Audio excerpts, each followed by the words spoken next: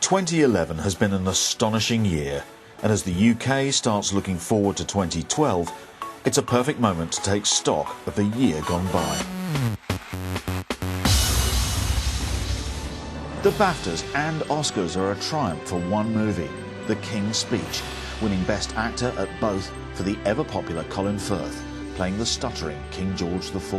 If you are privileged enough to be among a group of nominees, it's exceptional, but if you're actually with 13 other people who were there making it with you, that's the thing that really, it makes it feel like a party. It's not often that clocks get in the news, but on March the 14th in Trafalgar Square, crowds gathered to watch members of Team GB get things started. And it's 500 days and counting. In April, there's a royal wedding to celebrate. Prince William, Duke of Cambridge, and Catherine Middleton marry in Westminster Abbey. The estimated TV audience is well over 1 billion people worldwide. On a perfect May evening, Wembley Stadium plays host to Barcelona and Manchester United in the Champions League final. The Spanish side walk away as worthy 3-1 winners in a real classic. Barça, Barça!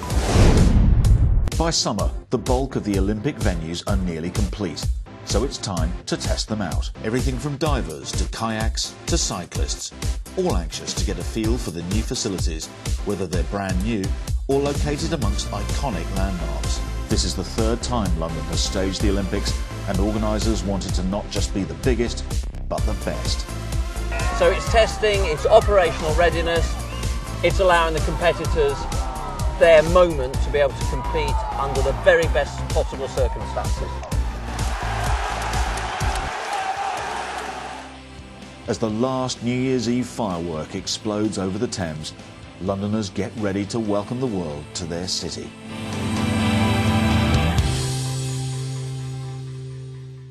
%92 of the park is complete. In large part, all the work has started on permanent venues outside of the park in terms of overlay and getting our teams all in place, and with the torch relay and the volunteers, as will be announced in growing numbers over the next few months.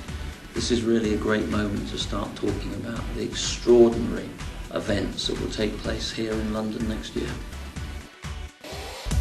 As well as all the records certain to be broken during the Games, the Olympic Park itself will achieve a few of its own.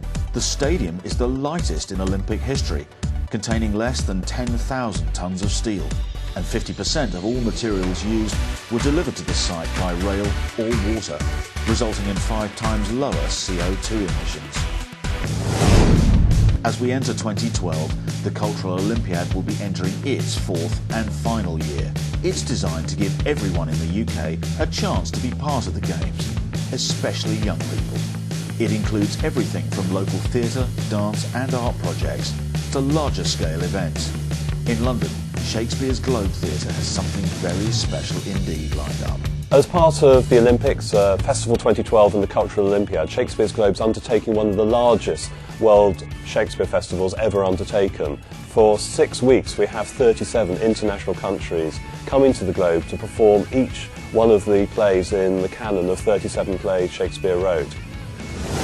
And if Shakespeare isn't for you, then alongside the Cultural Olympiad, the regular major festivals like Edinburgh will still be running, as will London's West End, where few will be working harder than 3 young boys who are more like athletes themselves than actors. I think the audience reactions for me, like after you've done a big number and they're all like cheering, it's just the best.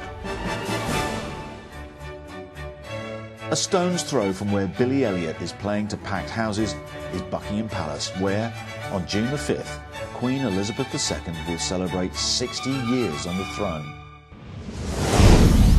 But just over a month later, on the night of 27th of July, 80,000 lucky ticket holders and billions worldwide will witness months of painstaking preparations deliver a show no one will ever forget.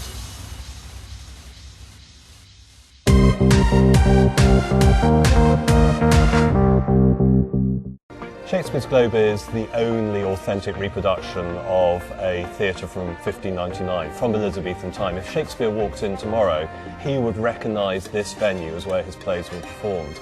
And it's thrilling for audiences where we have 700 people standing, 900 seated, where they're all lit. Everyone can see each other. There's a very special actor-audience relationship that you don't get in a traditional theatre where the lights go down as soon as the show starts. People read Shakespeare, sometimes they find the task quite hard. When you come and see a production of Shakespeare at Shakespeare's Globe in its authentic reproduction 1599 theatre, you suddenly see how his plays are performed.